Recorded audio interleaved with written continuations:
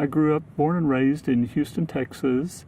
I'm the youngest of 4 children. I have 2 older sisters and 1 older brother. So I was the runt of the family growing up. Turns out, being 6'7" and 240, I'm bigger than the rest of the family. My dad's originally from Alabama. My mom is originally from a little town west of Waco called Meridian. They met in Fort Worth in the early 50s. Shortly after they got married, they moved to Houston, and so they were divorced early in my childhood. Because of my height, being 6'7", I was bent towards basketball. My older brother was extremely talented athletically, football, high jump, but particularly in basketball. And so I was a year behind him in school. So throughout middle school and high school, I played basketball, and he went to New Mexico State in 1978 on a basketball scholarship, and the following year they recruited me. I wasn't quite as talented as he was, so I was farmed out to a junior college in California for a couple of years, and then I returned to Mexico State. While in junior college, I had chosen to major in accounting. My dad had encouraged me in that regard. He used his knowledge of business and knew my personality enough to kind of point me in that direction. And it turned out that after I took the initial accounting classes at that junior college, it was something I had an interest in, and then took all of the remainder of my accounting curriculum at New Mexico State. And so I had a number of fantastic professors there. David Barron was the professor of, I think, 4 of my classes. Just really set the course for me. My mom was a stay-at-home with the kids. My dad was really a self-made man. He's incredible. He did not have a high school education, but he could fix anything. Incredibly talented from a mechanical standpoint, whether it was machinery or automobiles or whatever. And he not only was talented with those kind of industrial talents, but also from a business standpoint. So he formed his own business, and for about 40 years ran a air conditioning service and repair business in Houston, really commercial, industrial, and marine. And so I grew up in that business, sweeping the floors, organizing parts, repairing the service trucks, and then ultimately in college, between semesters, keeping the books for that company. Yeah, Elaine and I met in California at junior college. The junior college I was going to was in her hometown. She was playing volleyball, I was playing basketball, and so and we had an accounting class together, the Accounting 101, the introductory to accounting class.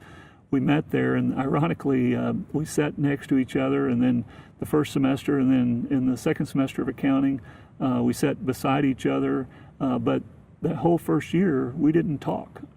We didn't talk at all, so this was not love at first sight, at least for her.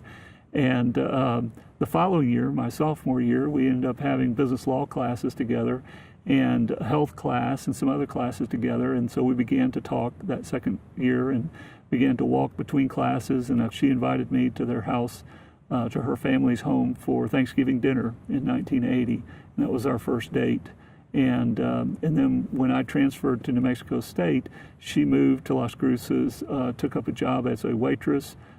We had gotten engaged, and so she was living in Las Cruces and had an apartment with a fellow waitress, and finished college as fast as I can so that we could get married and begin our professional career. I have 2 children. My daughter Amy was born in '87. My son Brian was born in '89. They're both now married. Amy and her husband Jerome have our grandson Jace, and Amy's pregnant and due any day now with our second grandchild.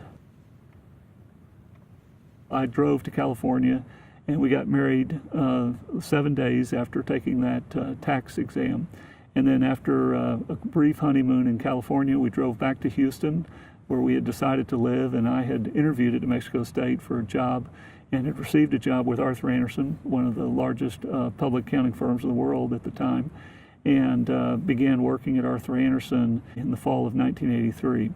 And so I was in public accounting with Arthur Andersen for almost 20 years, based in Houston, but traveled all over the world, primarily working with energy service companies. Spent a lot of time with financing transactions, raising capital for these companies, or mergers and acquisitions. And so developed when I made partner at the firm in 1995. Then shortly after that, my mentor who hired me at Arthur Andersen, Wiley Carmichael, retired, and I succeeded him in a leadership position in the firm, became head of the firm's energy service practice. Unfortunately, shortly thereafter, the firm failed after its audit of Enron and liquidated in the spring of 2002. It was a good run in public accounting. I did move to another firm for a year in order to really bridge the gap and allow some of the staff from Andersen to have a soft landing. And so the successor firm took those staff on because I was able to join them as partner. And then after a year there, I left public accounting after 20 years. And then I spent the next 10 years in industry and ended up being CFO, Chief Financial Officer for 2 public companies in that same industry, energy service. Most recently, McDermott International, and prior to that, a company Bristow Group. Elaine and I have been members here at Second Baptist Church of Houston for almost 30 years. I was ordained as a deacon over 20 years ago, began directing Bible study classes, and for the last 17 years have been teaching Bible study. When I retired from my corporate career 2 years ago, I really felt the Lord calling me into full-time vocational ministry to move from a volunteer and a member of the church onto the staff of the church. And the pastor of the church invited me to join the staff. I do a lot of things for the church, from managing the volunteer ministry at the primary campus to organizing new programs. And I enjoy the opportunity to change lives through personal evangelism, discipleship, or through these programs that I've had the opportunity to help design. NMSU offers you the opportunity to get a sound education. It's up to you as a student as to what you do with that opportunity. If you, through your own perseverance and your own willpower, you can accomplish anything you choose to apply yourself towards. So don't let obstacles hamper you from pursuing your dreams. Any public company, any large international company is looking for people that have basic competency skills, which you can learn at NMSU, but they're looking for people who are people that have a drive and have a forcefulness and a desire to learn and an openness to learn. One of the greatest life lessons I learned was at New Mexico State when I had a class where I thought I should have gotten an A, and I got a B. I had the number 2 score in the class, but the professor decided that only one A was appropriate.